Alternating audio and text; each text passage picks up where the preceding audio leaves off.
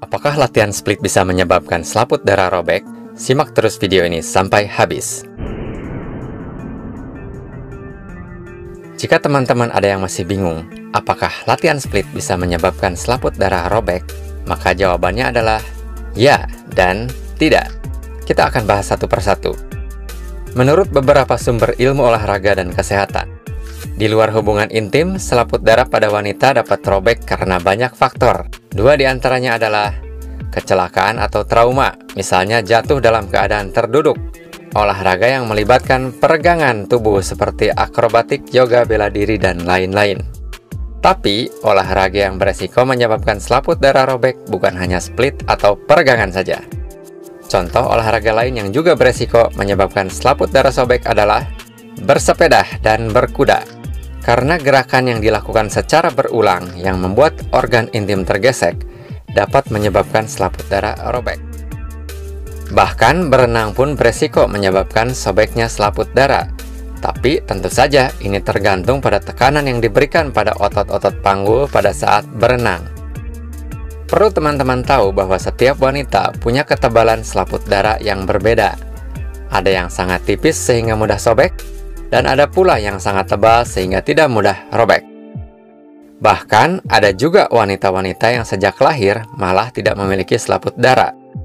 Sehingga kalau dikembalikan pada pertanyaan apakah latihan split bisa menyebabkan selaput darah robek, maka jawabannya adalah ya, bisa saja terjadi jika 1. Selaput darahnya sangat tipis dan mudah robek.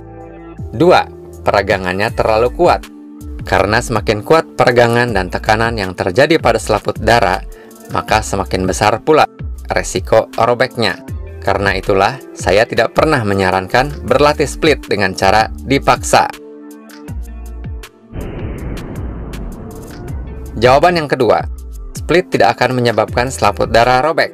Karena seorang ahli kebidanan dan kandungan bernama Dr. Nikomang Yeni Danasari, SPOG, dalam artikel yang ditulis di kompas.com mengatakan, masyarakat tidak perlu terlalu khawatir saat akan melakukan olahraga dengan gerakan ekstrim. Menurut Dr. Yeni, posisi selaput darah itu tersembunyi sehingga membuat bagian itu tidak mudah sobek begitu saja. Kecuali secara sengaja atau tidak, ada sesuatu yang sangat dekat dengan lubang vagina dan menghentak daerah itu. Atau jika bagian kewanitaan terpukul atau tertendang dan ada tumit masuk ke daerah kemaluannya, lalu terjadi pendarahan, maka sangat mungkin sobek. Seperti salah satu pasien Dr. Yeni, yaitu seorang wanita atlet taekwondo yang tak sengaja tertendang area kewanitaannya oleh lawan, sehingga terjadi pendarahan hebat. Tapi menurut Dr. Yeni, kasus tersebut sangat jarang dan hampir tidak ada. Jadi menurut Dr. Yeni, tidak perlu takut melakukan olahraga ekstrim tertentu, termasuk split, karena tidak semudah itu selaput darah sobek.